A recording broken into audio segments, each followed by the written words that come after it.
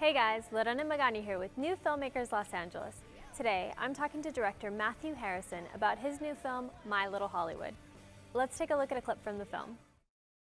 A man. Women do not get horny. That's bullshit. A camera. Don't fucking address the camera. A delusion. We are not just making movies, we are making history. My Little Hollywood, a Matthew Harrison film. My name's Matthew Harrison. I directed My Little Hollywood, which is the story about some young filmmakers who come to Hollywood and all the funny things that happen to them while they're trying to make their first Hollywood movie. How did you come up with the concept for your film, My Little Hollywood?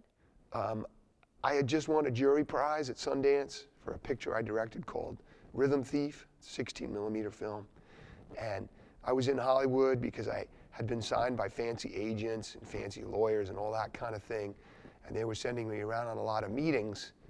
And just a lot of funny things happened during that kind of crazy time. It's really exciting, but it's really funny. Like a lot of the situations I found myself in were really humorous, and I met an actor named Sean Andrews, and he was having the same experience because he had just made Dazed and Confused with Richard Linklater, and so we were comparing notes on the different things that were happening, and we were both laughing, and we said we should just start shooting some of this stuff, and we'll make up names for ourselves, and we'll kind of retell some of the stories, fictionalize them with these fictional character names, and that's how it started.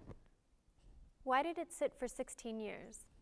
You know, we shot My Little Hollywood, and then it sat in a shoebox for 16 years.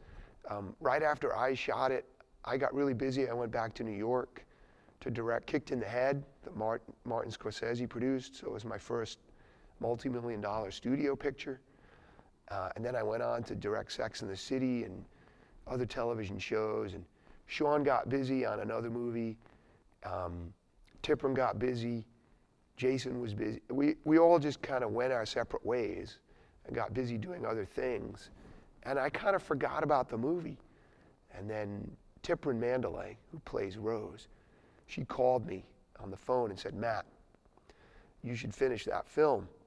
And I thought I'd lost it. I went looking through my tapes and I couldn't find it. And then just by a little miracle, I found the tapes and I took a look at them and they were really good. I was surprised.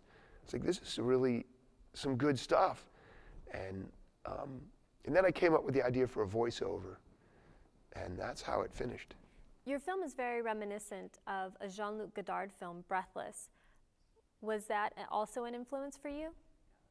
Well, that's really smart that you noticed that, the connection to Godard. Because, okay, I found the tapes in the shoebox, and I looked at them, and the idea of the voiceover was not part of the original idea. And I just didn't know how to solve the editing. But then I watched Le Petit Soldat. Have you ever seen that film? And he's a main character in it, and he says something like, "This is years ago, and so now I have a different way of looking at it." And that's it. That's the way I can do this. So yeah, it was really inspired by Godard, because watching a Godard film gave me the idea for the voiceover, which talks about what happened in 1996. See, the movie's a time capsule. We shot it in 96, finished it in 2012. So that's 16 years. So it's like a time capsule of that period of LA and that period of my life and that period of the other actors' lives. And so Godard really helped me get the idea of how to narrate it. Well, thank you so much for taking the time to talk to us today, Matthew. Oh, thank you guys at New Filmmakers. It's been a real pleasure. It's been a real honor to be here. I'm very grateful.